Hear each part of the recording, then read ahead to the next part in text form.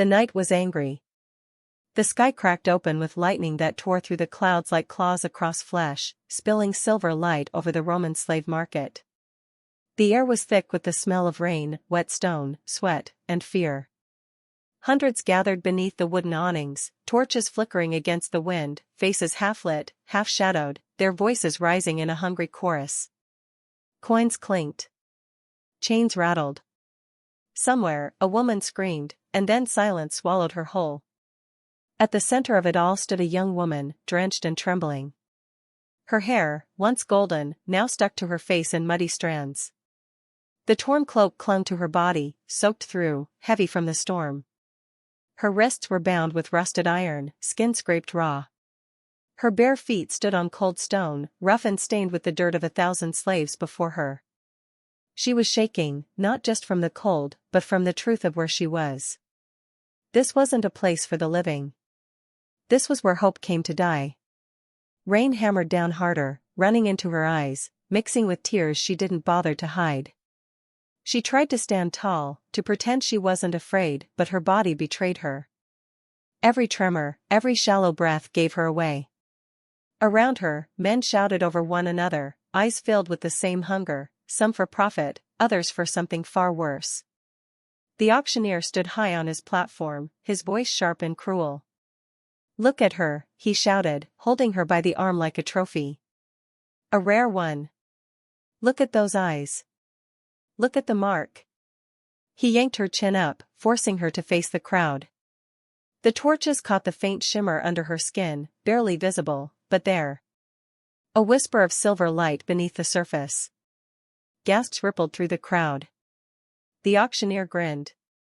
"A cursed bloodline. They say her kind can call fire from the gods. They say her kind destroyed an alpha once. Who will take her?" The men laughed. Some shouted bids. Others spat at the ground, crossing themselves for luck. She tried to look away, but he held her there, his grip bruising. Her heartbeat thundered louder than the storm. Each breath scraped her lungs like glass. She wanted to scream, to run, to tear through the ropes, to claw her way free, but where would she go? There was no freedom here. The market was surrounded by guards, and beyond that, miles of wasteland, patrolled by wolves and men alike. Still, something inside her stirred, a spark deep in her chest. It had been there all her life, buried, silent, waiting. She'd always known she was different, though she'd never understood why. Her mother used to tell her to hide it, to never let the light out. "It will bring ruin," she'd said. "The world is not kind to what it fears." But the world had found her anyway. Thunder rumbled again, louder this time. The chains trembled against her wrists. The silver flicker beneath her skin pulsed once, then vanished before anyone noticed. She prayed no one saw. She couldn't let them know. Not here. Not like this. She lowered her head, whispering under her breath, "Please. Gods, if you're listening, please." Her voice broke on the last word. The rain swallowed the sound whole. The auctioneer laughed. "Praying won't save you, girl. Only a master's mercy can." And there it was, that word. Mercy. It twisted like a blade inside her.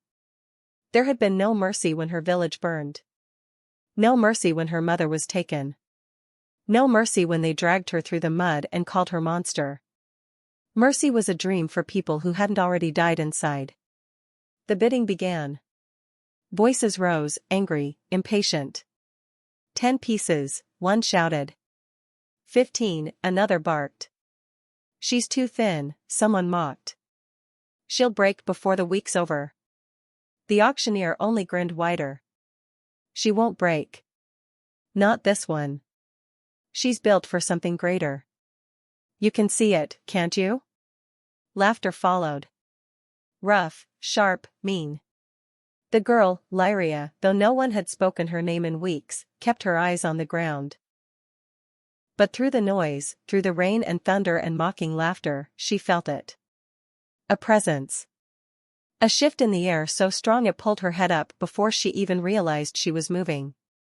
At the edge of the market, beyond the torchlight, someone stood watching. Tall. Still. Wrapped in black, the storm sliding off him as if it dared not touch. The crowd hadn't noticed him yet, but she had. The moment her gaze found his, her chest tightened. He didn't move. Didn't speak. But the weight of his stare rooted her in place. His eyes, impossible to mistake, burned gold, deep and molten, like the heart of a dying sun. Her breath caught. For a heartbeat, the storm quieted. The crowd blurred. The world shrank until there was only him. The Alpha King. She'd heard the stories whispered in the slave pens. The beast who ruled the shadow packs. The conqueror who never smiled. The man who'd slain his own brother under a blood moon and taken his crown. They said he was a monster, half wolf, half curse. That even the gods feared him. So why was he here? The auctioneer hadn't seen him yet. He was still shouting numbers, still feeding the frenzy. 20 gold. Do I hear 25? But Lyria couldn't look away. Something in her chest twisted and burned. It wasn't fear, at least, not just fear. It was recognition. A knowing she couldn't explain. And then his gaze shifted, just slightly, but enough to make her knees go weak. It wasn't a threat. It wasn't pity either. It was something else. Something she didn't understand, but felt deep in her bones. Her heartbeat stuttered, and in that moment, she knew, this man, this Alpha King, wasn't just looking at her. He saw her. Not the slave. Not the girl in chains. Not the curse. Her. It terrified her. The air between them tightened like a bowstring. She wanted to look away, but couldn't. For a breath, time itself seemed to stop. The torches flickered. The storm raged on, but she heard nothing. Only the echo of her heartbeat and the sound of the chains scraping against the stone. Then, the crowd noticed him. A murmur spread, soft at first, then louder. Heads turned. The auctioneer froze mid-sentence, his grin faltering. The whispers grew into panic. Alpha Kael, someone breathed. And just like that, every man bowed his head. Every voice died. Even the rain seemed to pause, waiting. The Alpha King stepped forward. Each step deliberate. Measured. The crowd parted without a word. His presence filled the square like smoke, thick, suffocating, impossible to ignore. When he reached the platform, the auctioneer nearly stumbled over himself to speak. "My lord, your grace, we didn't expect." Kael raised a hand, and silence fell again. His gaze never left Lyria. The auctioneer swallowed hard. "If you wish to place a bid, my lord, I." Without a word, Kael tossed something into the air. It hit the stone floor with a sharp clang, a medallion of pure gold. The mark of a king. The auctioneer stared at it, mouth open. No one else dared speak. The meaning was clear. The bidding was over. "She's yours," the auctioneer whispered. Kael's voice was low, smooth, almost too calm. "Remove her chains." The man hesitated, eyes darting between them. "She's dangerous, my lord." "They say." Kael's gaze hardened. "Now." The chains fell away with a single pull. The sound echoed across the market like thunder's reply. Lyria's knees gave out. She caught herself before she hit the ground, staring at her wrists, red, raw, but free. She looked up, confused, drenched, trembling. He was standing so close now she could see the scars on his hands, the faint shimmer of a silver ring around his iris, the mark of an alpha. His scent carried through the rain, smoke, pine, steel. "Power." "Why?" she whispered, voice barely audible. "Why would you do this?" His eyes softened for the first time. "Because your life belongs to me now." The words hit harder than any chain ever could. She wanted to argue, to tell him no one owned her, but her voice caught. Because deep inside, beneath the fear, beneath the exhaustion, she felt something else. Something dangerous. Hope. He turned, his cloak sweeping through the rain, and for a second, lightning flashed behind him, framing his silhouette like a god carved from storm and darkness. The crowd didn't move. The auctioneer didn't breathe. Lyria stood frozen, her pulse still racing, the echo of his words repeating in her mind. Because your life belongs to me now. She didn't understand what that meant. Not yet. But she would. Because that night, under the storm, beneath the eyes of gods who had long since stopped listening, everything she thought she knew about power, love, and freedom would begin to burn. And it would not stop until the world itself was remade. If you can feel her fear, if your heart aches for what's coming, subscribe to Sophie's Romance Collections, where stories burn, hearts shatter, and legends rise from the ashes. The crowd still hadn't moved. Not a breath dared disturb the air. Every eye was fixed on him, the Alpha King whose very presence turned storms to silence.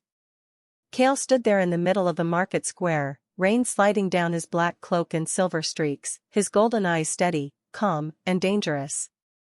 His expression never shifted, not even as the trembling auctioneer stammered a blessing under his breath and stepped back like a man who'd just looked at death and recognized it.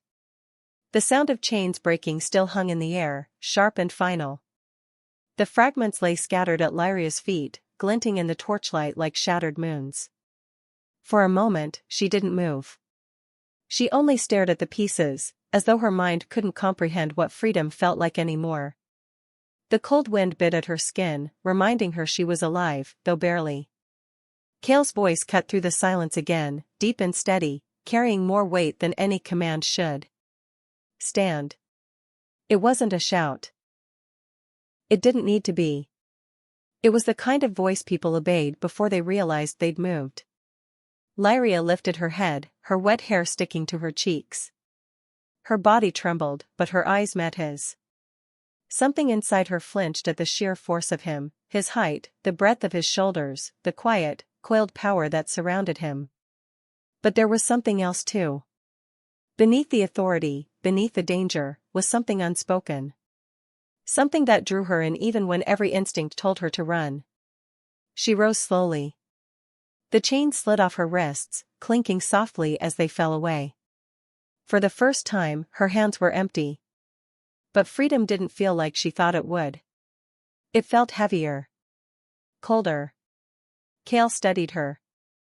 He didn't move closer, but his gaze did all the reaching. It traced the exhaustion in her stance, the bruise along her collarbone, the defiance that hadn't yet been beaten out of her. And when he spoke again, his tone was quieter, still rough, still controlled, but almost human. "Your name," he said. Her lips parted. "Lyria." He nodded once, as if he'd been waiting to hear it aloud. "I know." Her brow furrowed. She wanted to ask how. But before the thought could form, he reached forward. She flinched back instinctively, but his hand didn't strike. It caught the last piece of chain still clinging to her wrist, and with one flex of his fingers, the iron snapped. The sound was clean, final, echoing through the market like thunder breaking over the hills. Gasps rippled through the onlookers. No one had ever seen a man do that barehanded. He let the broken piece fall. "You're free," he said simply. Free. The word tasted strange. She'd forgotten what it meant. But freedom from what?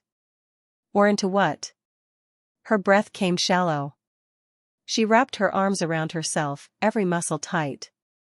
Why? The question escaped her in a whisper. Kael leaned closer, so close she could feel the heat of him even through the cold rain. His scent was unlike anything she'd known. Earth, smoke, something wild underneath. When he spoke, his voice brushed against her ear. "Because your life belongs to me now." The words should have filled her with fear. They should have reminded her that she was still a possession, still claimed, still powerless. But the way he said it, it wasn't cruelty. It was something else. Something tangled, something that made her heart twist. He turned, the movement precise and unhurried.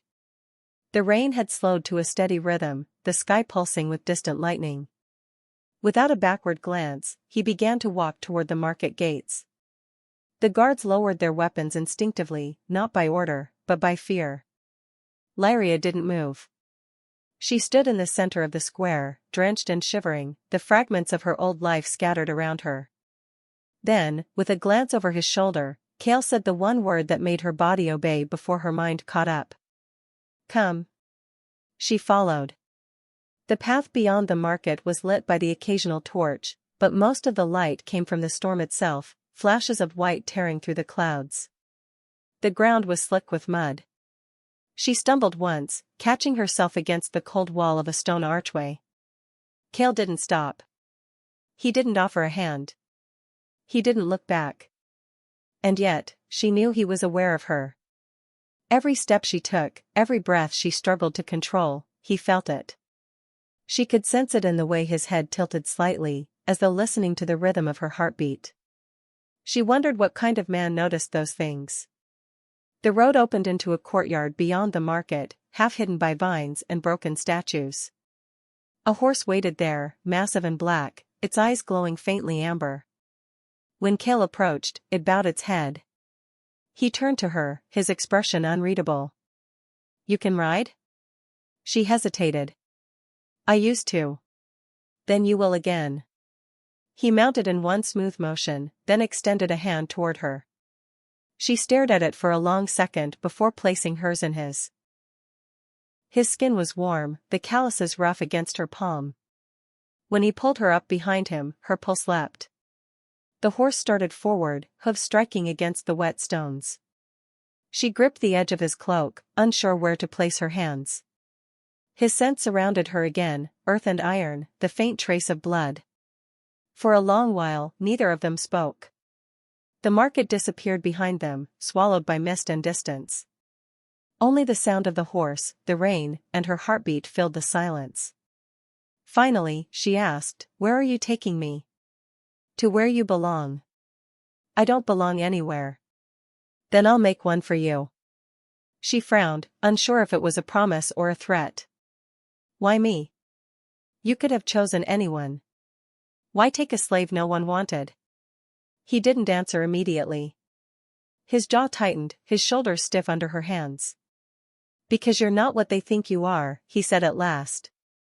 "Then what am I?" He glanced back, eyes catching the faint light of the moon. "A mistake the gods tried to hide." The words sent a chill down her spine. She wanted to ask what he meant, but his tone warned her not to. So she stayed quiet. They rode through the ruins, arches of ancient stone, old Roman roads cracked with time, trees bending under the storm's weight. Every flash of lightning revealed fragments of the world that once was, statues without faces, temples half buried in earth, roads that led nowhere. He navigated them like someone who had walked these paths 100 times before. When they finally stopped, the rain had softened to a drizzle. They stood before an old fortress carved into the mountain. Massive gates loomed ahead, iron and bone fused together, guarded by 2 wolves the size of men. Their eyes glowed the same golden hue as his. Lyria's heart raced. "What is this place?" "Home," he said simply. Then, without looking at her, added, "And now, yours." The gates opened at his command, groaning under their own weight. Inside, the fortress flickered with torchlight, corridors carved with ancient runes. The air was warmer, carrying the faint hum of energy, magic, alive and restless. He dismounted and turned to her. "Come down." She hesitated before sliding off the horse. Her feet hit the ground lightly, and for the first time in days, the earth beneath her didn't feel like a cage. She looked around, taking it all in, the high ceilings, the carved stone, the shadows moving at the edge of the light. "You're safe here," he said. She didn't believe him. Still, when he started walking deeper into the fortress, she followed. They entered a long hall filled with the scent of pine and smoke. Flames from the torches danced along the walls, lighting the carved wolves that guarded every pillar. There were no servants, no soldiers, only silence. Finally, she spoke again. "You rule this place?" "I rule everything within 100 miles, he replied without pride. "And yet you came for me." He stopped. Turned. The look in his eyes made her breath catch. "You think I came for you," he said quietly. "But I came because of what you are." "I don't understand."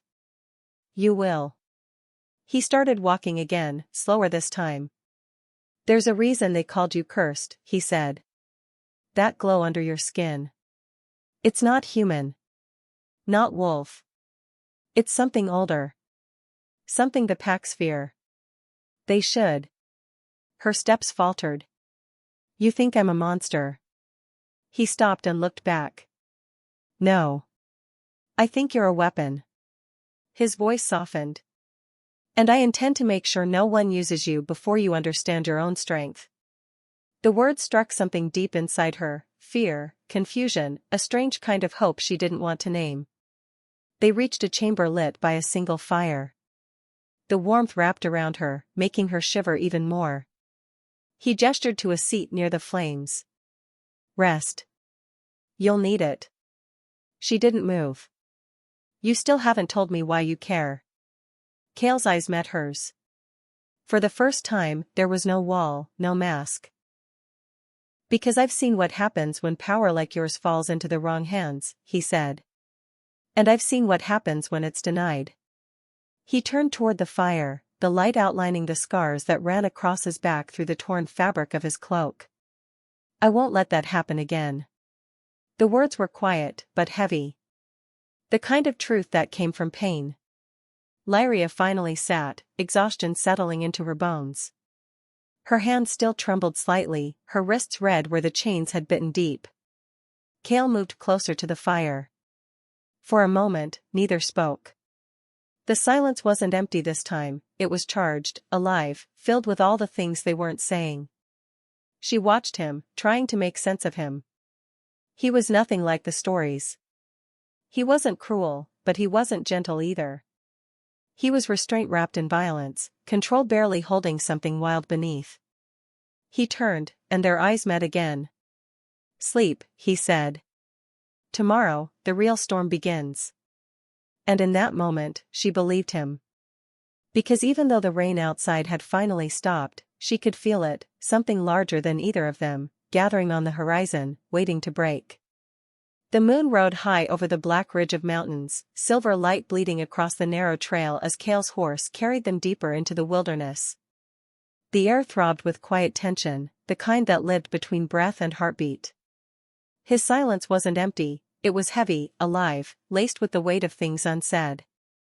Beneath him, his wolf stirred restlessly, pushing against the surface of his control.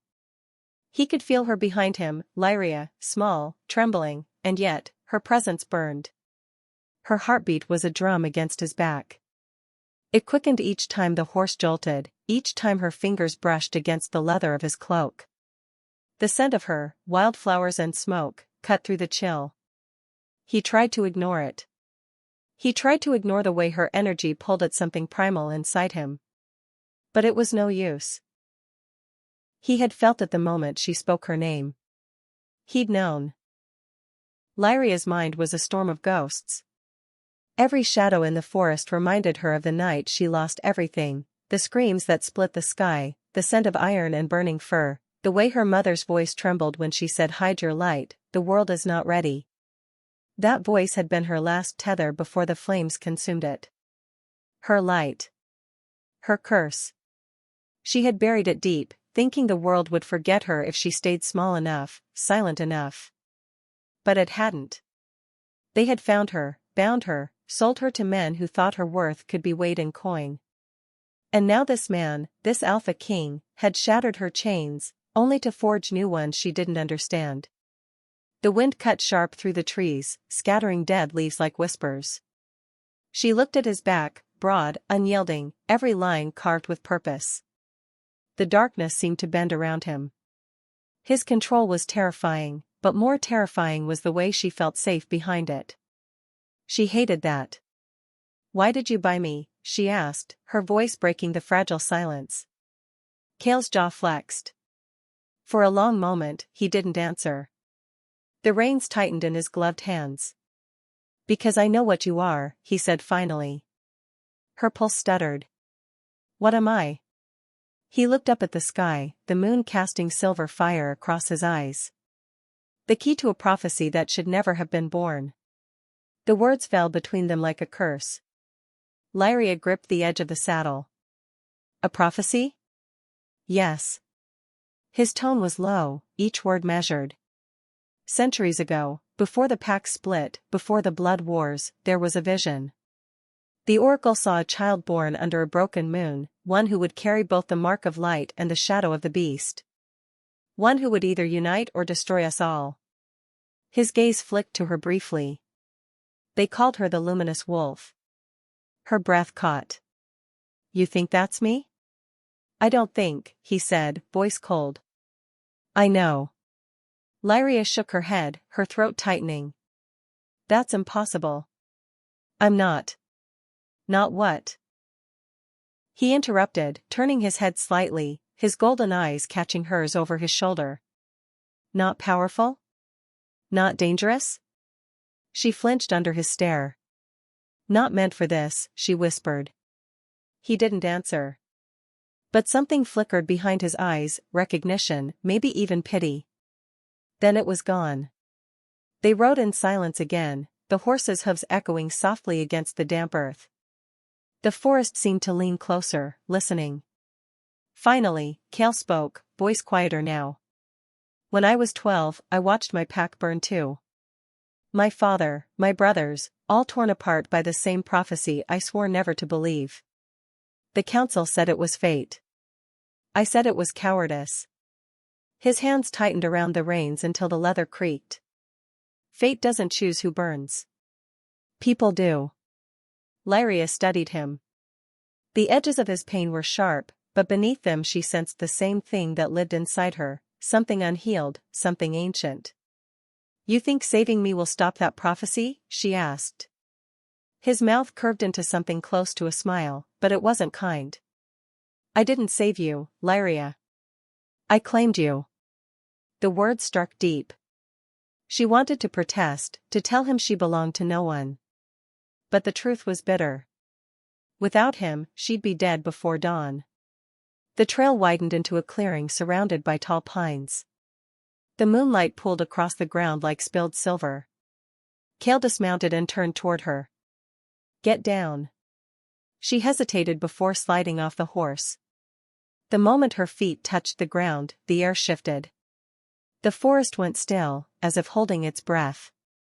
Kael took a step closer. You've been hiding it, he said softly. She frowned. Hiding what? He reached out, his fingers hovering near her throat but not touching. Your light. I can feel it. It's restless. Lyria stepped back. You're imagining it. He didn't follow, but his gaze pinned her where she stood. You can lie to yourself if you want, but not to me. Her chest tightened. You don't know what it cost me, she whispered. Every time I use it, someone dies. Then control it, he said simply. I can't. Can't, he repeated, stepping forward again, or won't. The heat of him reached her before his touch did. He stopped inches away, his breath steady, the scent of rain still clinging to him. His voice lowered. You think power asks for permission? You either command it, or it consumes you. Lyria's throat went dry. And what would you know about being consumed? His jaw tightened. For a heartbeat, something raw flashed through his eyes, something that looked like memory. Then his voice dropped, barely more than a growl. Everything. He turned away suddenly, as if the air between them burned. The wolf beneath his skin clawed at the edges of control. He could feel her power humming now, faint but alive, like lightning under glass. It called to him, no, to the beast in him. He drew a slow breath and forced the shift back. We'll make camp here, he said. Lyria wanted to argue, but exhaustion weighed too heavily. The ride, the tension, the fear, it was all too much. She sank onto a fallen log while he built a fire, each movement deliberate, silent. The flames caught, painting his face in gold and shadow. She watched him without meaning to, watched the way his hands moved, steady and sure, the way the light carved his scars into something almost beautiful. He didn't look up, but he said, "You're staring." Her cheeks flushed. "You're not what I expected." He glanced at her then, the corner of his mouth twitching. "And what did you expect?" "A monster." He turned back to the fire. "You're not wrong." The silence that followed wasn't comfortable, but it wasn't cruel either. It was alive, breathing between them, heavy with everything unspoken. After a long moment, she said quietly, "My mother wasn't wrong to call me cursed. I tried to save them that night, the ones who came for me. I wanted to scare them off. But the fire, it didn't stop. It burned everything." Her voice broke, and she pressed a shaking hand to her chest. "They screamed my name as they died. My own pack." Kael's eyes lifted to hers, unreadable. "You were a child. I was death." "No," he said firmly. "You were survival. There's a difference." His words settled into her like embers, burning slow and deep. She looked at him for a long time. "You sound like someone who's lost faith in everything." He gave a small, humorless laugh. "Faith doesn't keep people alive." "Then what does?" He looked into the fire. "Rage." The word came out soft, almost tender. Lyria shivered, not from fear, but from how easily she understood it. The way rage could fill the hollow parts of you where grief used to live. The fire cracked. Sparks drifted up, swallowed by the night. Somewhere in the distance, a wolf howled, long, low, mournful. Kael's head lifted slightly, his expression changing. "They're close," he murmured. "Who?" "My pack. They've been tracking me since I left the fortress." "Why?"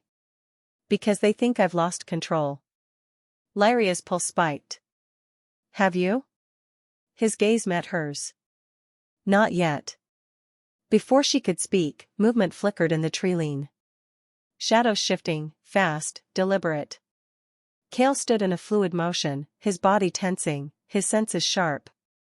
3 wolves stepped from the darkness, massive, black as midnight, eyes gleaming red. Kael didn't reach for a weapon. He didn't need to. His voice dropped low, threaded with dominance. "Stand down." The wolves hesitated, then bowed slightly, their bodies lowering in submission. Lyria stared, wide-eyed. She could feel it now, the raw power in him, the command that bent even beasts to his will. When he turned back to her, his eyes glowed faintly gold. "Get some sleep," he said. "They won't harm you while I'm here." She wanted to ask how he could promise that, but the look in his eyes made her believe him. Against all logic, she believed him. She lay down near the fire, exhaustion dragging her under. But even as her eyes closed, she saw flashes of flame, her mother's face, Kael's hand snapping her chains. Somewhere between dream and waking, she heard his voice, quiet, almost broken. "They said the luminous wolf would destroy everything she touched. But maybe she's the only one who can save what's left." His words followed her into sleep like a prayer that didn't know if it was hope or warning. And as the night deepened, Kael watched her, the firelight flickering across his face, the wolf inside him whispering the truth he refused to speak aloud. That the prophecy wasn't about her alone. It was about them. The forest thinned as dawn crept over the horizon, bleeding faint gold across the mist-soaked hills. The horse's hooves slowed as Kael guided it toward the ruins half buried in fog. The world here felt older than time itself, like the earth had been holding its breath for centuries, waiting for this moment. Pillars broken and scarred jutted from the ground like ribs of forgotten gods. Carved faces stared from shattered stones, their eyes hollow, their mouths sealed in eternal silence. Lyria shivered as the cold seeped through her cloak. The wind that swept across the valley carried whispers, low, mournful, almost human. Her fingers clenched the fabric tighter around her shoulders. She could feel the weight of the place pressing against her skin, as if every soul that had ever bled here was watching. Kael dismounted first. His movements were precise, deliberate, as though he'd walked this path before. He reached out a hand to her. For a moment, she hesitated, the ghost of her chain still echoing in her wrists. But his eyes, dark as the storm that brought her here, held no command now, only something quieter. She took his hand. The contact was brief, but it burned. They walked side by side through the broken archway that marked the entrance to the Vale of Bones. Beneath their feet, the ground shimmered faintly, traces of old runes glowing in the damp soil. The air was thick with the scent of rain and something older, iron, ash, and memory. "This is where it began," Kael said quietly. "Before there were kings, before there were packs. The first alpha was crowned here. And cursed." Lyria's gaze wandered over the carvings along the walls, wolves kneeling before a woman with light spilling from her palms. Around her feet lay their fallen. What was the curse? He paused, running a hand across one of the cracked stones. Power without balance. He thought strength was enough to rule. The gods showed him otherwise. They gave him endless bloodlines, but bound every one of them to a single fate. His voice darkened. "When the silver flame rises, the alpha line ends." Her breath hitched. "The prophecy." Kael nodded once. "It was written into the bones of this place." They stopped before an altar of smooth, pale marble streaked with age. A single symbol was carved into its center, a crescent moon, surrounded by lines that looked like flames.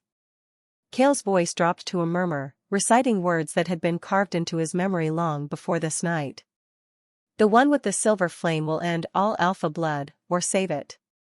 His tone was even, but she could hear the battle beneath it.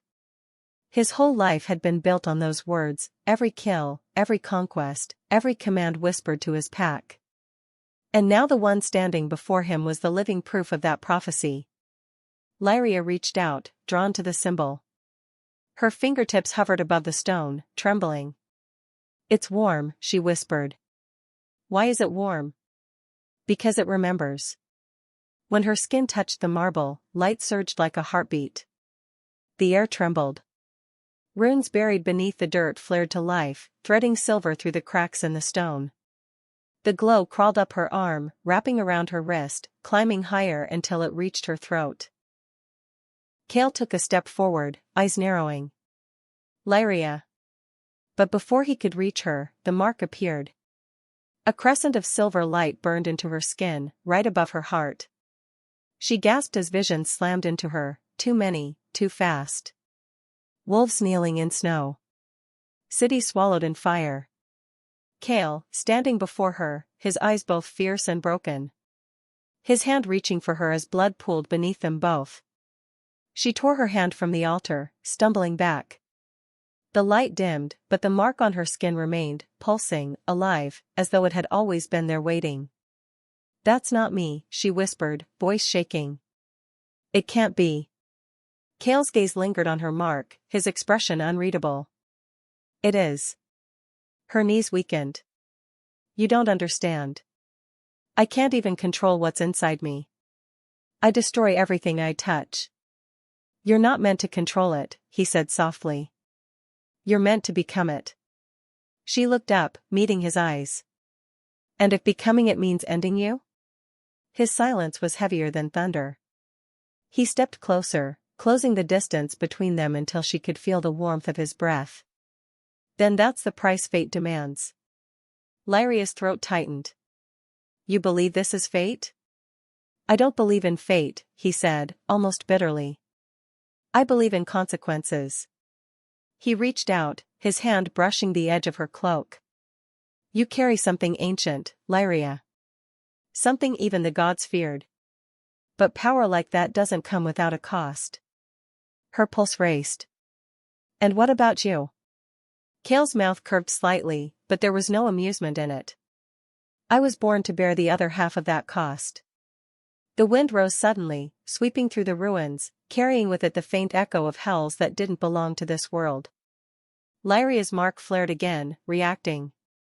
The silver light cast shadows across Kael's face, illuminating the depth of his scars, both the ones carved into his skin and the ones that ran deeper. "What is this place doing to me?" she breathed. "It's not the place," he said. It's the truth waking up. He moved past her, stopping before a massive stone door half sunken into the earth. This leads to the heart of the veil. Only the blood marked by prophecy can open it. She shook her head. You think I'm just going to walk in there after what I just saw? His voice softened. You don't have to. It's already calling you. She could feel it then, the pull. A deep, magnetic hum beneath the ground, matching the rhythm of her heart. The closer she stepped, the stronger it became, until the air itself felt alive. Kael stood beside her, his tone quieter now. When I was a child, my mother brought me here. She said every Alpha King must face this place before he claims his throne. She said it shows you the truth about yourself. What did it show you? He hesitated. That I would destroy everything I loved. She turned to look at him. And did you? His eyes met hers, gold catching in the light. Not yet. For a long moment, neither of them moved. The silence stretched, filled only by the low rumble of distant thunder. Then she reached out, her palm pressing against the cold stone of the door. The mark on her chest pulsed once, and the stone responded. A line of light shot outward from her touch, spreading through the cracks, tracing ancient runes until the entire door blazed silver. The ground shuddered. The air grew heavy. Kael instinctively placed a hand on her back, steadying her as the door slowly split open. Cold air spilled out, carrying the scent of old blood and dust. Inside, the chamber glowed faintly, filled with rows of bones arranged like an audience, wolves, alphas, kings long gone.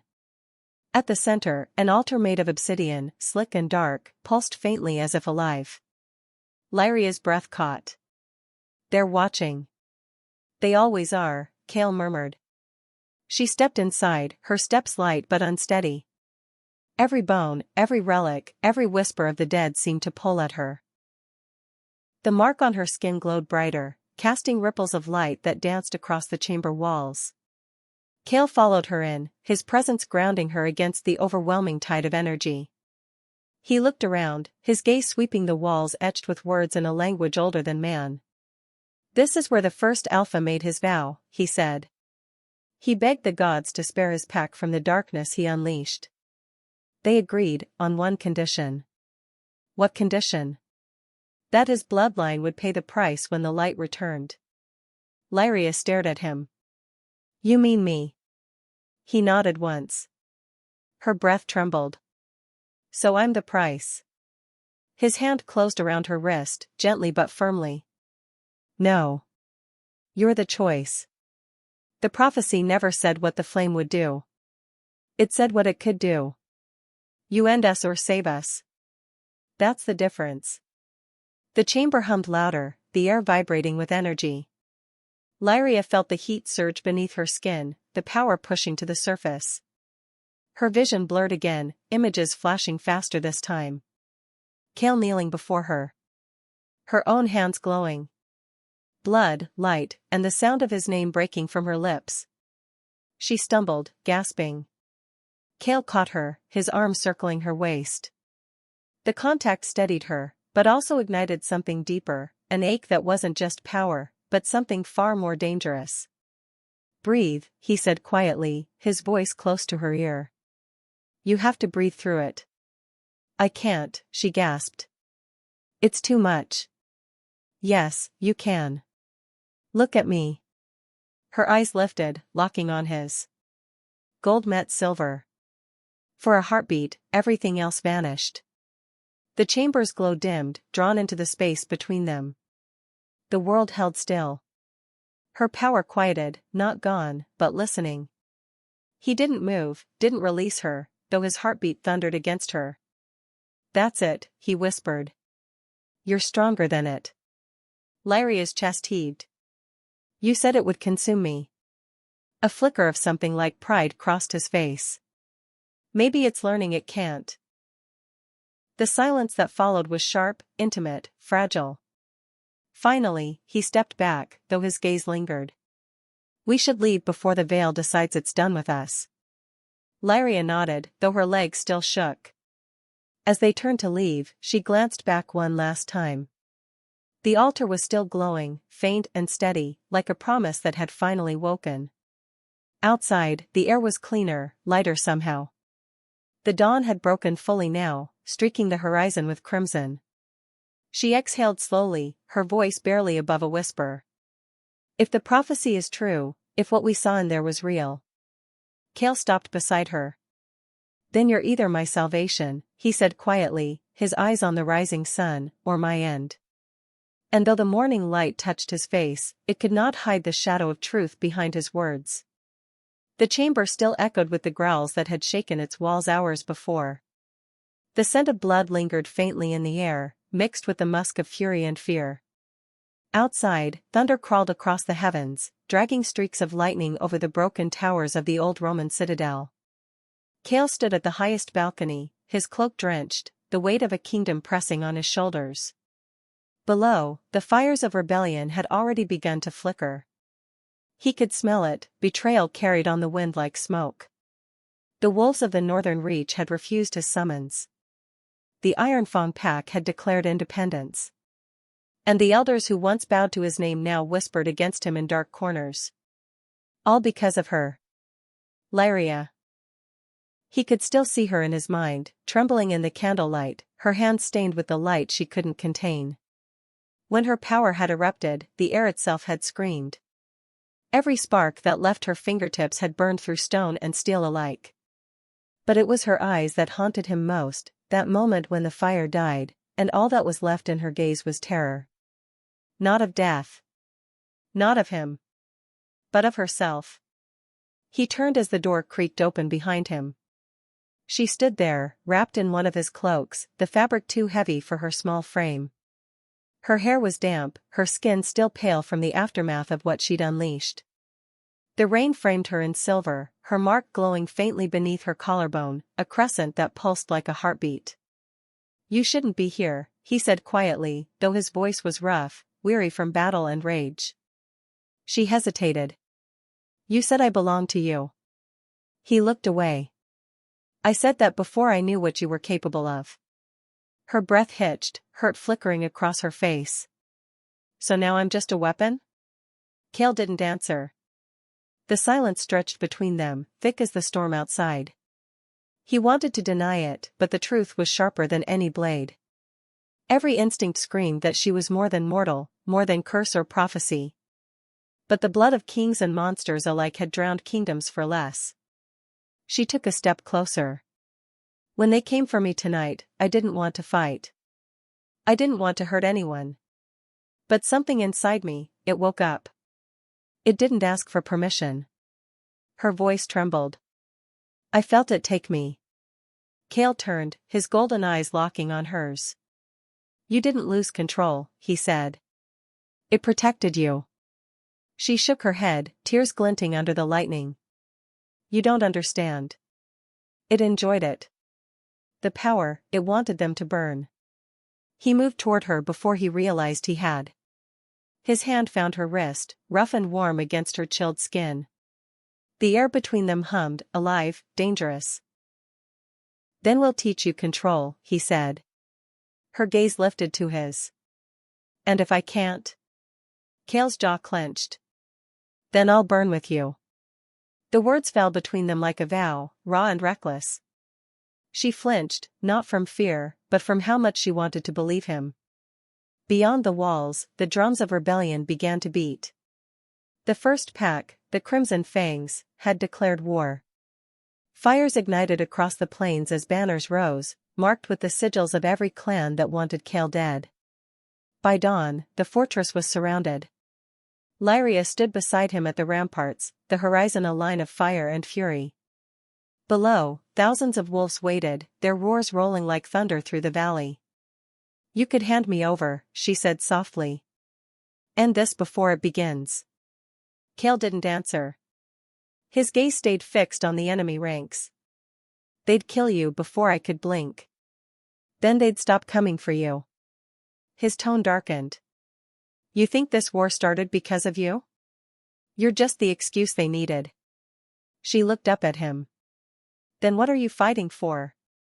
He turned to her fully then, his expression unreadable. For what's mine. The ground shook as the first siege engine fired. A boulder smashed against the outer wall, sending shards of stone into the courtyard. Guards shouted orders. Arrows lit with fire streaked through the night. Kael reached for his sword. "Stay here." She caught his arm. "If I lose control." He cut her off. "Then I'll find you." And then he was gone, swallowed by chaos. The battle that followed was a storm made flesh. Wolves tore through steel and flame. The night echoed with howls and screams, the smell of burning flesh filling the air. Kael fought like a creature possessed, his blade carving through enemies with ruthless precision. Every motion was fury made graceful, violence turned into art. But even as he fought, he could feel the bond tugging at him, the pulse of her power calling from within the fortress. She was losing control again. Inside the keep, Lyria's hands glowed like molten silver. The air rippled around her, alive with heat and pain. She tried to stop it, to swallow the energy rising from her veins, but it wouldn't obey. Every time she resisted, it fought harder to be free. And then she heard it, a voice. Not from outside, but from within. "Let me out." She gasped, stumbling backward. The light burst from her palms, licking at the walls like wildfire. Her heartbeat thundered in her ears. "Let me out," the voice whispered again, deeper this time, ancient and cold. The door slammed open. Kael appeared, his armor drenched in blood, his chest heaving. The sight of her stopped him cold.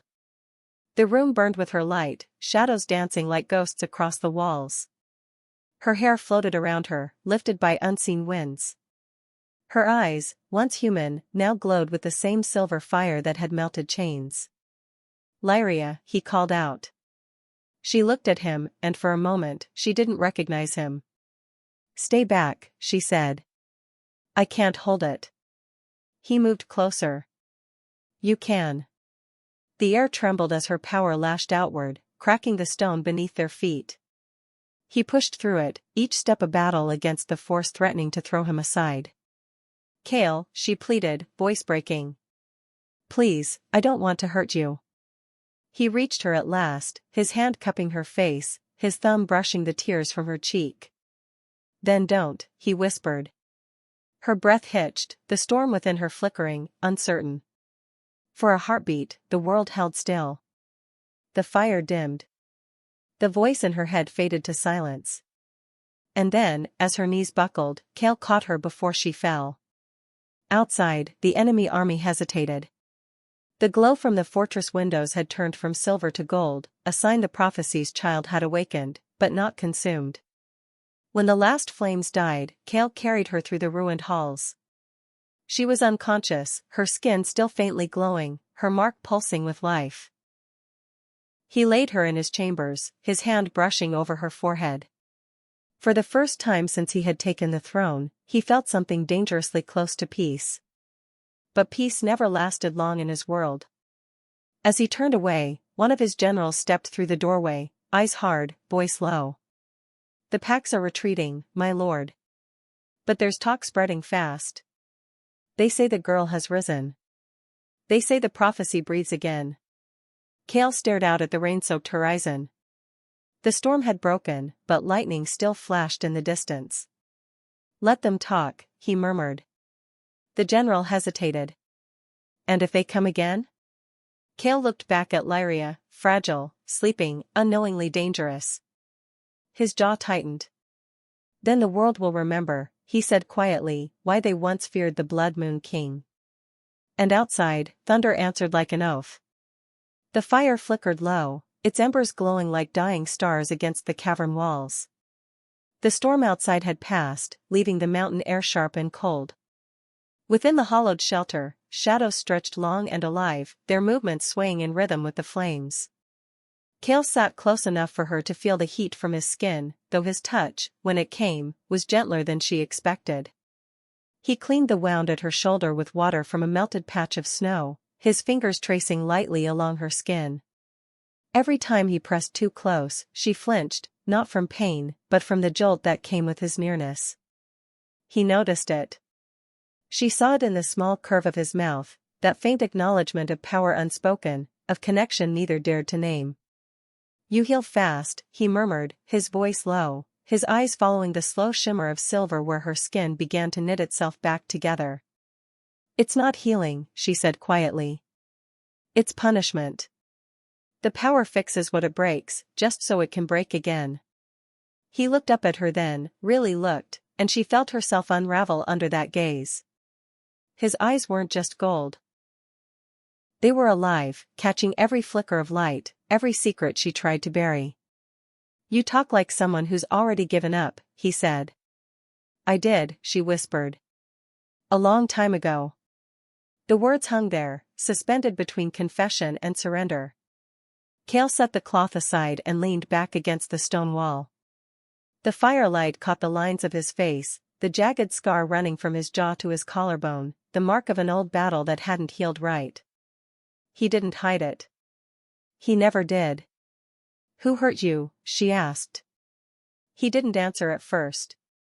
His gaze went distant, following the smoke as it curled upward into the dark. "My father," he said finally. "The first Alpha King. The man who thought strength was something you proved by destroying everything that made you weak." She frowned. "Love?" He nodded once. "Love. Mercy. Trust." He said those things rot an alpha from the inside. That to rule is to bleed without showing it. Her heart clenched at the hollow sound of his voice. She wanted to say something, anything, but all she managed was to reach out, her fingers brushing against the back of his hand. His skin was warm, rough from years of war, but beneath the calluses there was a tremor, a human one. "Then let me unteach you," she said softly. He looked at her as if the words didn't make sense, as if no one had ever dared to speak to him like that. The silence stretched, deepened, became something almost sacred. The fire popped, scattering sparks between them, but neither moved. "You shouldn't care," he said at last, his tone low and strained. "I could destroy you." She didn't look away. "Maybe I was meant to survive you." The air thickened, slow, heavy, electric. He leaned forward before he realized it, his breath brushing her cheek, his eyes darkening with something dangerous. His scent filled the space between them, pine, smoke, and the faint metallic edge of rain. Her heart thudded so loud she was sure he could hear it. "You shouldn't look at me like that," he said, voice roughened with warning. "Like what?" she breathed. "Like I'm something worth saving." She swallowed hard. "Then stop looking at me like I'm something you can't lose." His jaw tightened, but he didn't deny it. The tension between them quivered like a drawn bowstring, stretched to its breaking point. Then, softer, almost against his will, he said, "I see you. All of you." Her lips parted, words caught somewhere between disbelief and longing. No one had ever said that to her. No one had dared to look past the curse, the fire, the prophecy. And in that breathless space between them everything changed. She could feel his heartbeat, steady, strong, and wild, a rhythm that called to her own. His hand rose, slow as if testing fate, brushing a strand of hair from her face. His thumb lingered against her jaw, tracing the edge of her pulse. It was too much. Too close. Too real. Her eyes fluttered shut as the distance between them vanished, the heat of his breath ghosting her lips. But then, a howl. Low at first, then rising into the cold mountain air, sharp and mournful. It echoed through the valley like a warning, a cry of allegiance or betrayal, she couldn't tell which.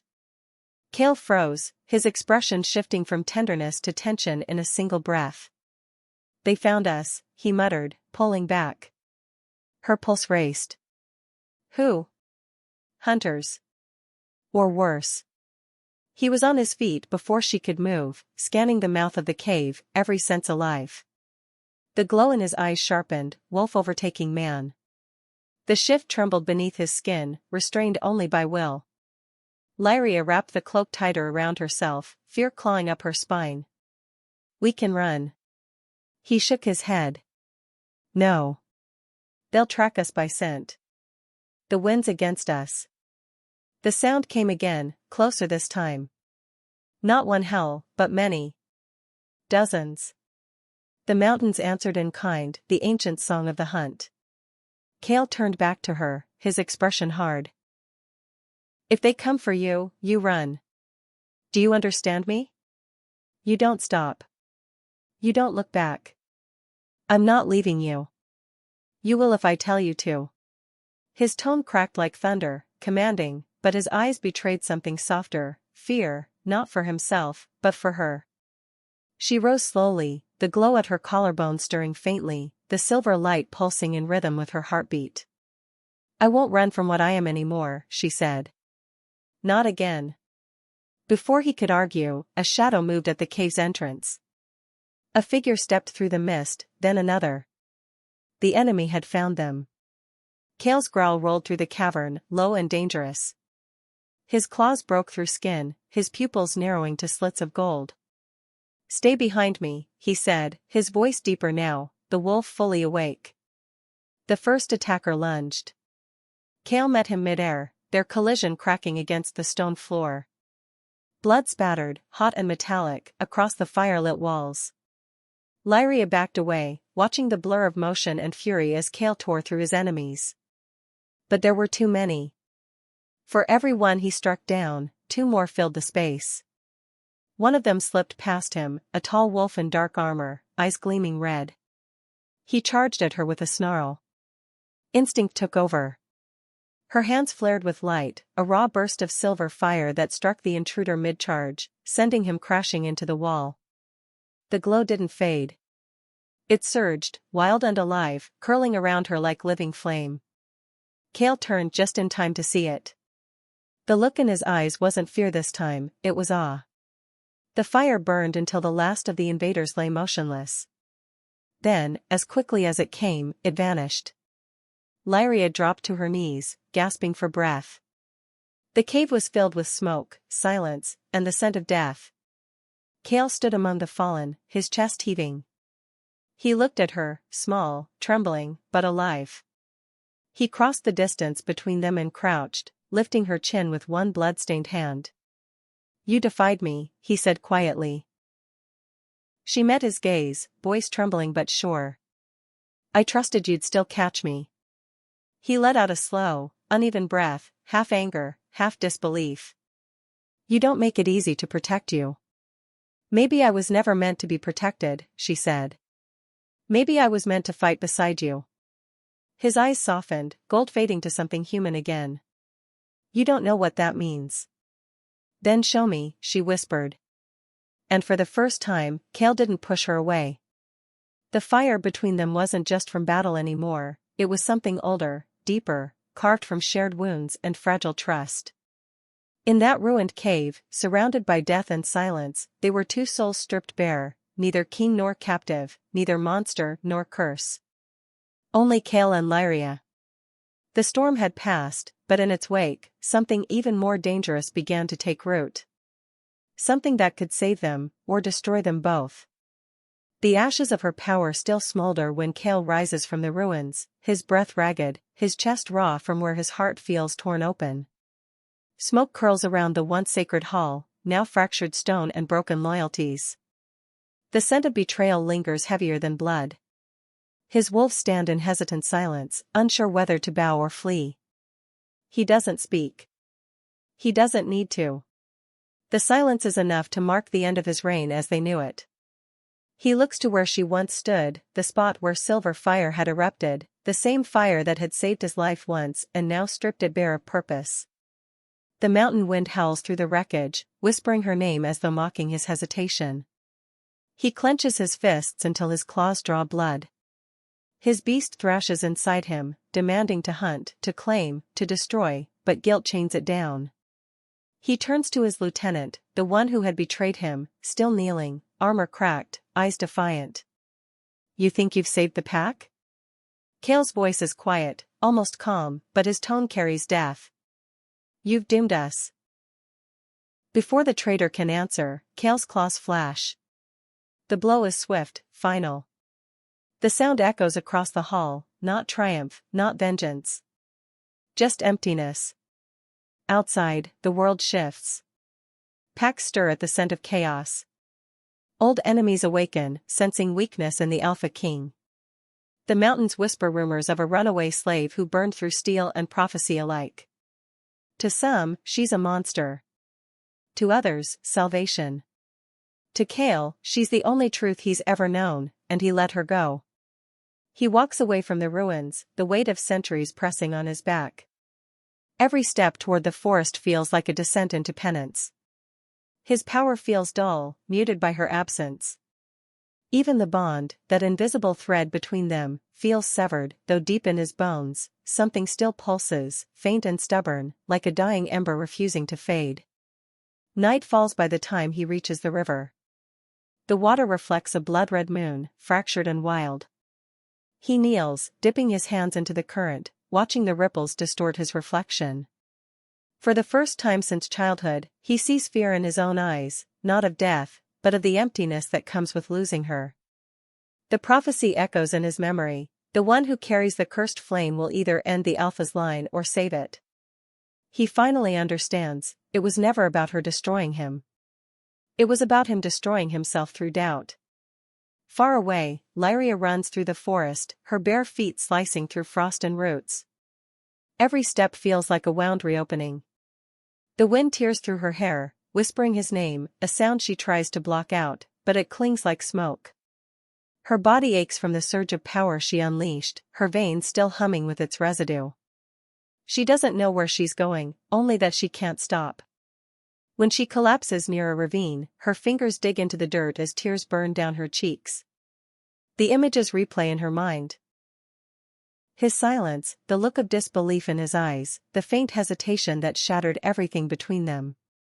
She presses a hand to her chest, trying to still the ache. "You were supposed to see me," she whispers into the night. "Not the curse." Lightning flashes across the sky, illuminating the mark on her wrist, the same one that had once glowed when Kael touched her. Now it lies dull, lifeless. She feels the emptiness crawl in, cold and cruel. For years, she believed her curse was her destruction, but now she realizes it's her shield, the only thing keeping her from falling apart completely. A rustle in the trees snaps her from her thoughts. She turns sharply, power instinctively sparking at her fingertips. Shadows move, not wolves, but men cloaked in the sigils of the Crimson Order, the hunters who once hunted her kind for bounty. The old fear rises, but this time it comes with defiance. She stands, eyes burning silver. "Stay back," she warns, her voice trembling not from fear but exhaustion. The leader steps forward, smirking. "You're far from your Alpha, little flame. He's not here to save you now." The words hit harder than any blade.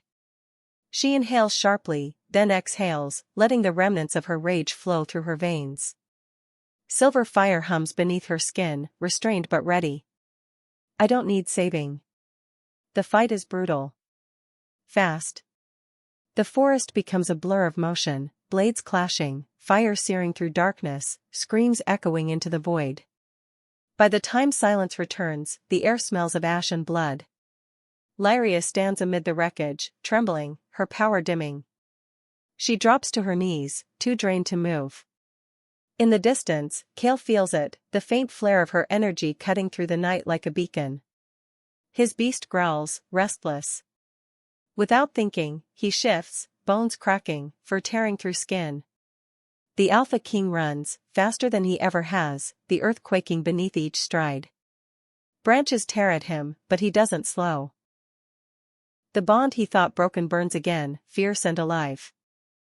He finds her by the ravine, collapsed among the fallen hunters. Her body is still, her hair tangled with ash. For a heartbeat, he thinks he's too late. He kneels beside her, pressing a hand to her chest. Relief floods him when he feels the faint rhythm beneath his palm. "Lyria," he murmurs, voice breaking. "You're not done." "Not yet." Her eyes flutter open, confusion flickering before pain replaces it. "You shouldn't be here," she whispers. He almost laughs, bitter and broken. "I tried staying away. I failed." She turns her head slightly, staring at him through half-lidded eyes. "You believed them." The accusation cuts deeper than any wound. I didn't know what to believe, he admits quietly. But I know what I lost. Her gaze softens, but only slightly. Words don't heal betrayal. He nods. Then let me prove it with something real. Before she can ask what he means, he takes her hand and presses it against his chest, right over his heart. The mark beneath her skin begins to glow faintly, resonating with his heartbeat. The connection surges, fragile but undeniable. The forest seems to hold its breath. Do you feel that? He asks. That's not prophecy. That's not destiny. That's us. Tears spill down her cheeks. She wants to pull away, but the warmth spreading between them feels too familiar, too right. You don't get to just come back, she says, voice shaking. Not after breaking me. I'm not asking for forgiveness, he replies. I'm asking for a chance to fix what I destroyed. The words hang between them, heavy with truth. For the first time, she sees the Alpha King not as a ruler, not as a beast, but as a man stripped bare, desperate and flawed. It's the same look she saw in the firelight days ago, before everything fell apart. She exhales slowly. Trust isn't rebuilt in one heartbeat. Then I'll give you as many as it takes, he says. Her silence is his only answer, but she doesn't pull her hand away. The mark burns brighter. Not as a bond of fate, but of choice. A distant howl echoes, the call of approaching wolves. Kael stiffens. His enemies have tracked them. He looks toward the sound, then back at her. They're coming for you. For us. Lyria pushes herself up, wincing. Then they'll have to go through both. He almost smiles. You and me against the world? She nods faintly. Until it burns. The night explodes into chaos once more. Wolves emerge from the shadows, eyes glowing with vengeance. Kael and Lyria fight side by side, her fire weaving through his fury, his claws shielding her light. They move as one, their rhythm born not of command but of connection. Every strike, every glance, every heartbeat rebuilds what was broken. When the last enemy falls, silence settles again. Smoke curls upward, painting the moon in shades of crimson. Kael turns to her, she's breathing hard, but standing strong. He reaches for her cheek, fingers brushing lightly against her skin. This isn't the end, he murmurs. She meets his gaze, the fire in her eyes reflecting his own. No, she says softly. It's the beginning of the reckoning. The bond between them hums again, no longer fragile, but forged through fire and betrayal. The Alpha King and the cursed flame, once enemies of prophecy, now stand as one. But in the distance, the world still trembles, waiting for the day their love either saves it, or destroys it. The battlefield lies beneath a wounded sky, crimson and bruised, as if the heavens themselves are bleeding for what is about to unfold.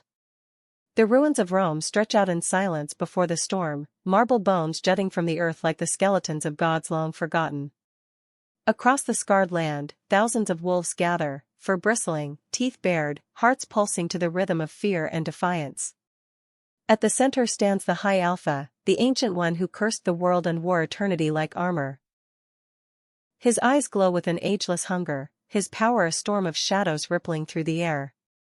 Around him, the rebel packs kneel, bound not by loyalty but by the terror of his will. The scent of death already clings to the wind. Kael stands at the edge of the ruin, his chest bare, his skin marked with blood both his and others. His pack flanks him, weary but unyielding. Yet even among them, doubt flickers. The prophecy has turned on its head, and in its twist, no one knows who the savior truly is anymore. The High Alpha's voice carries across the field, deep as thunder. Bring me the cursed flame. End her before dawn, and the world will bow to wolves again. The rebel warriors step forward, ready to obey. And then, the earth groans. A tremor splits the silence. Dust rises, swirling through the night like ash. Cracks spiderweb across the ground, glowing faintly with light not of this world. Kael feels it before he sees it, that ancient, impossible pull that sets his blood alight. The same energy that once saved him. The same that destroyed everything. The fissure bursts open. From the heart of the broken earth, she rises, Lyria. Her bare feet touch the ground with a sound like thunder.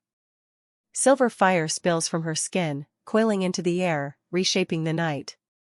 The wolves who once sneered at her now fall silent, heads bowed under the weight of something they can't understand. Her eyes, molten with power, reflect the flames licking at the horizon. She looks no longer like the cursed slave they hunted, but like the judgment they feared would one day come. The High Alpha narrows his gaze. So the flame endures. Her voice, when it comes, is a storm given form. I am not your sacrifice. I am your reckoning. The sky answers her. Lightning cracks, splitting the red moon into shards of light. Her power unfurls, rippling outward in waves that make the air hum. The rebel wolves cry out as their weapons melt in their hands, their chains dissolve into mist. Every word she speaks burns into the marrow of the world. Kael moves before he even knows it, stepping toward her through the smoke.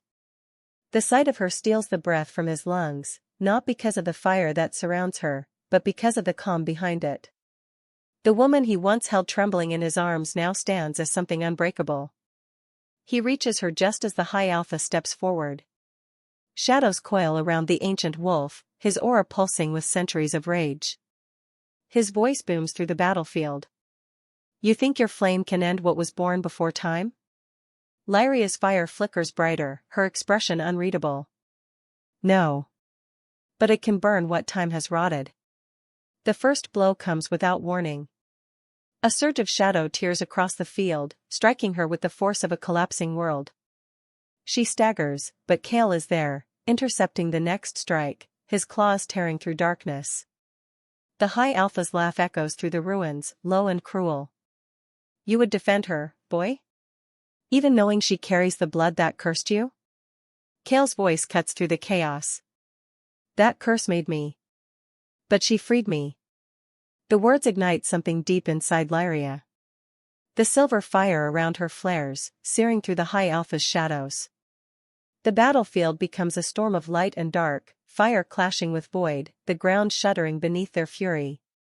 Wolves scatter as the air grows thick with energy, the scent of ozone and blood mingling in the night. Kael fights like a creature reborn, his every strike a confession. Every time their eyes meet amid the chaos, something unspoken passes, a rhythm older than war, stronger than prophecy. They move in perfect sync, his claws following her fire, her power shielding his rage. The High Alpha rises above them, his form twisting, ancient power reshaping him into something monstrous. His voice becomes the voice of all those who came before. You cannot erase me. I am every sin that made your kind. Lyria lifts her hand, fire spilling through her veins. Then burn with them. Her light collides with his darkness in a roar that splits the sky. The explosion tears through the ruins, obliterating marble and bone. Kael shields her, but the force throws them both back. When the dust settles, the High Alpha still stands, wounded, but laughing, his voice dripping with venom. You are fire, he says, but even fire dies when there is no air. He raises his hand, summoning the shadows to choke the light from her. She gasps, the darkness coiling around her throat like a serpent. Kael lunges, but the shadows fling him aside, pinning him beneath the weight of centuries. Lyria's vision blurs. The fire within her flickers, dimming. She sees Kael struggling against the dark, his claws scraping the ground, his eyes locked on hers. In that moment, she feels the bond, faint but alive, pulsing between them. The same bond that had once frightened her now calls to her like breath to flame. She closes her eyes. And she remembers his words, that's not destiny. That's us. The silver light within her surges again, but this time, it's not rage that fuels it, it's choice. It's love. The fire returns, brighter, purer, burning away the darkness inch by inch. The High Alpha roars, his form fracturing under the heat. Kael breaks free and rushes to her side, pressing his hand to hers, lending her his strength, his blood, his very soul. Their powers intertwine, wolf and flame, curse and freedom, darkness and dawn. The bond flares so bright it blinds the night itself. The shadows collapse. The High Alpha screams, his voice echoing into nothingness as the curse that bound their bloodlines unravels. When it ends, silence falls. The battlefield lies still, the air heavy with ashen light. The High Alpha's form dissolves into dust, scattered by the wind. The rebel packs fall to their knees, their chains broken, their eyes lifted in awe and fear. Kael lowers his head, breathing hard. His hands tremble as he looks at Lyria, standing amidst the ruin, her fire fading to a soft glow. She sways, exhaustion threatening to claim her. He catches her before she falls, cradling her as the dawn begins to break across the horizon. Lyria, he whispers, brushing a strand of soot-streaked hair from her face. You did it. Her eyes flutter open. We did it, she corrects, her voice barely a breath. The first rays of morning cut through the smoke, washing the battlefield in gold. Wolves rise from the wreckage, their howls rising to greet the sun, not as conquerors, but as survivors. The world they knew has burned, and in its ashes, something new begins. Kael looks at the dawn and then at her, the firelight still reflected in her eyes. The prophecy's done, he murmurs. The curse is gone. What happens now? Lyria's lips curve into a faint, weary smile. Now, we find out who we are without it. He leans closer, his voice low. And if the world still comes for us? Her fingers trace the mark on his chest, the one that once bound him in pain and now glows faintly with her light.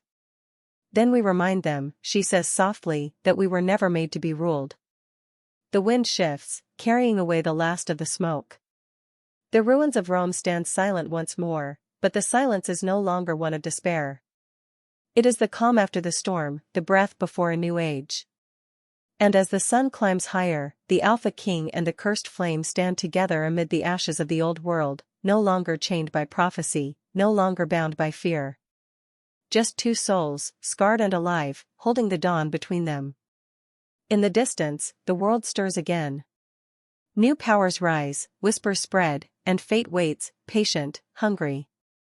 But for now, under the quiet light of morning, they are simply Kael and Lyria. And the dawn belongs to them.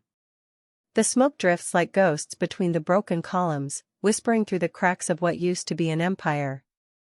The battlefield is quiet now.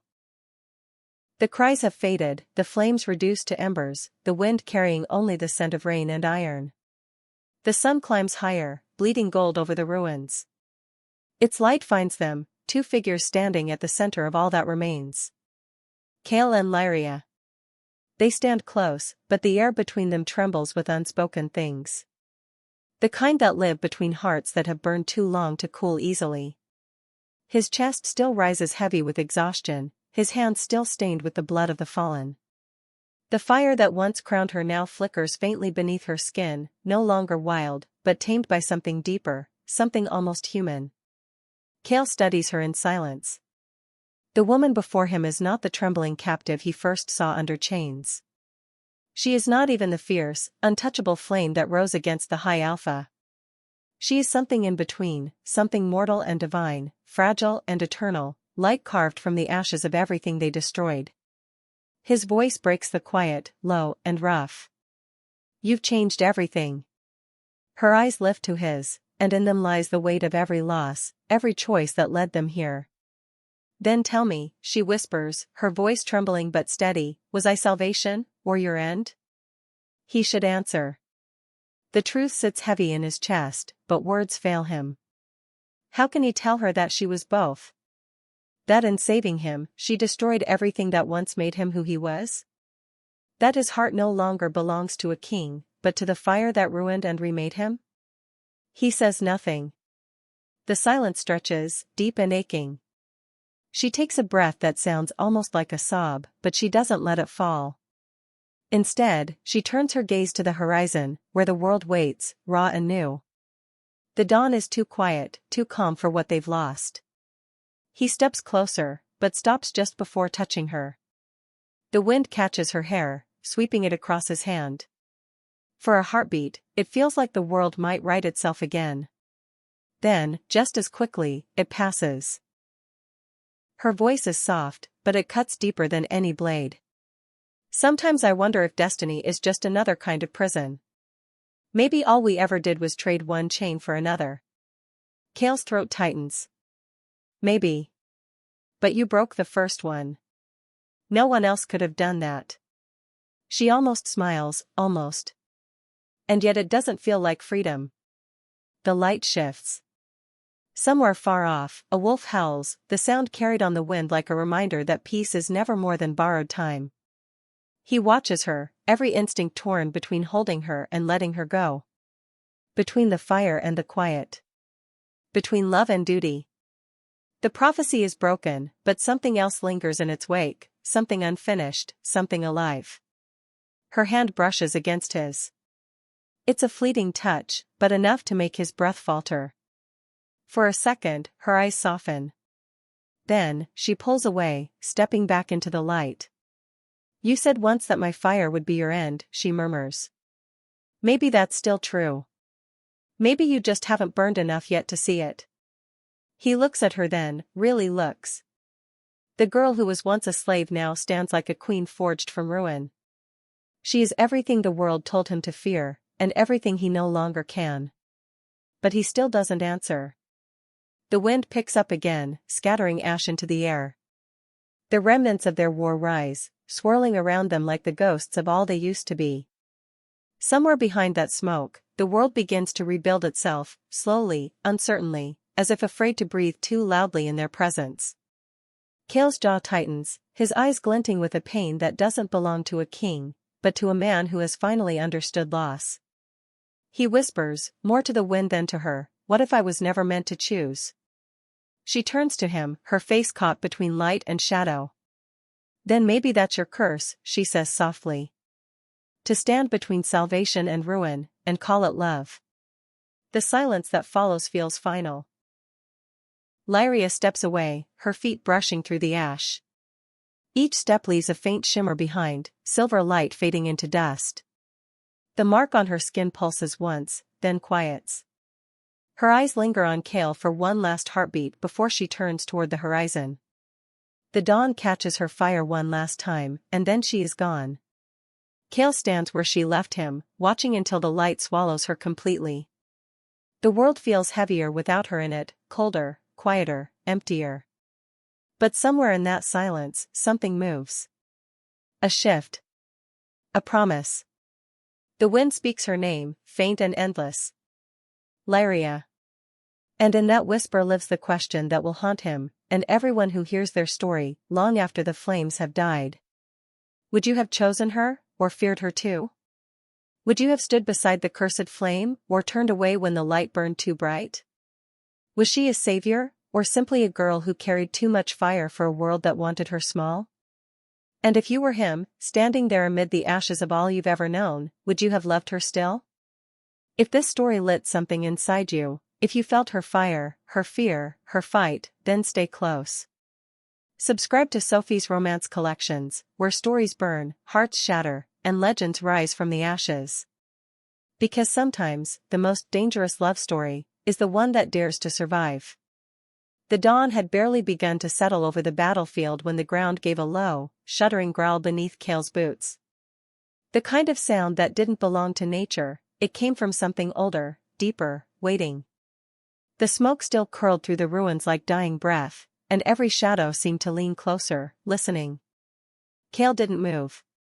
His eyes followed the faint trail of Lyria's steps until even the shimmer her light left behind began to fade.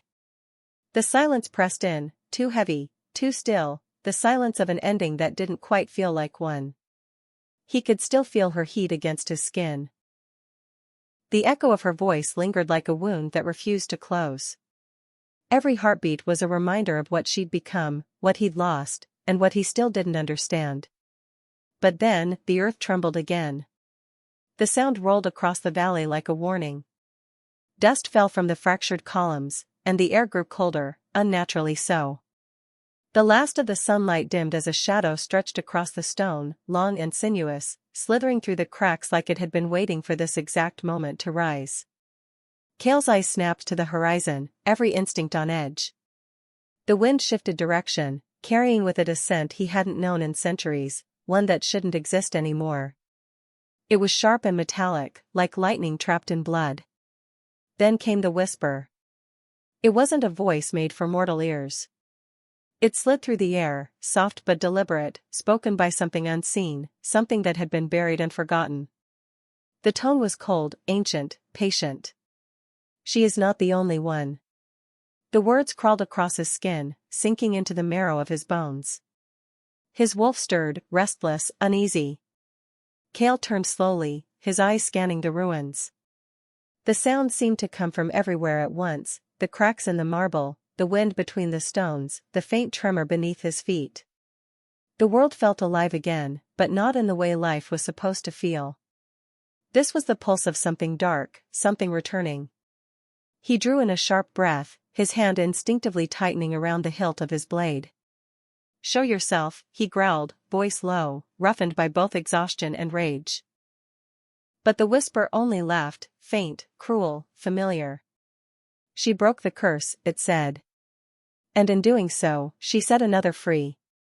A chill swept through the ruins.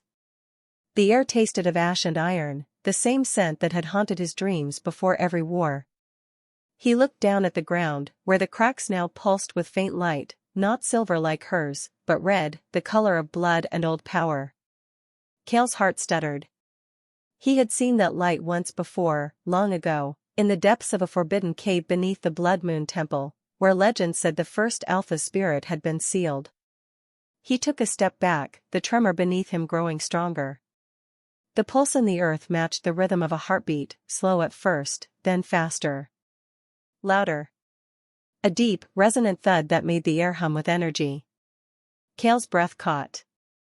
The voice came again, softer this time, almost gentle, as if mocking the reverence of a prayer.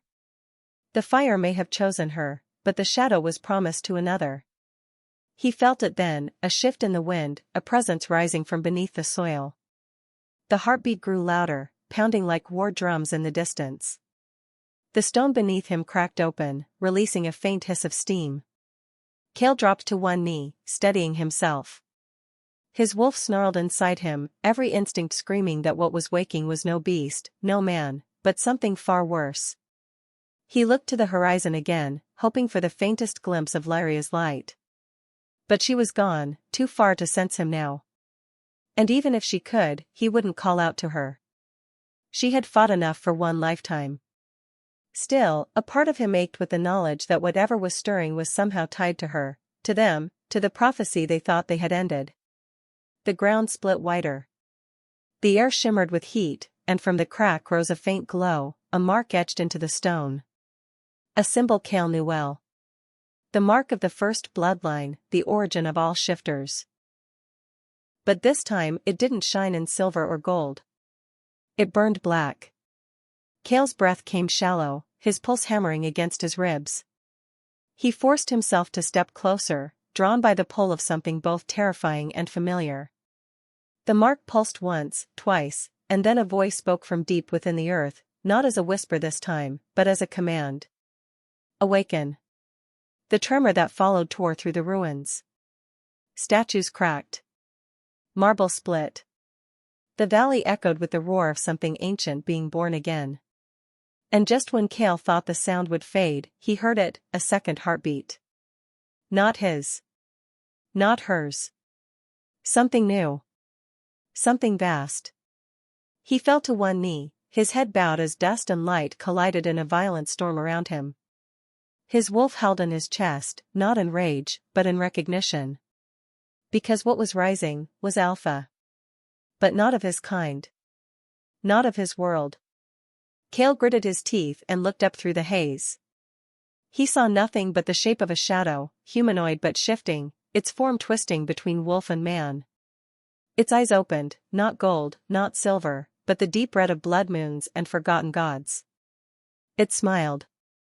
Kael's throat tightened. He whispered, barely audible, "Impossible."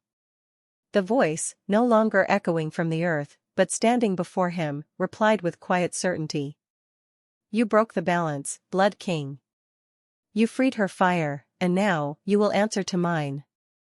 The shadow stepped forward. the air warped around it, bending to its will. Kael rose, blade drawn, every instinct screaming at him to fight.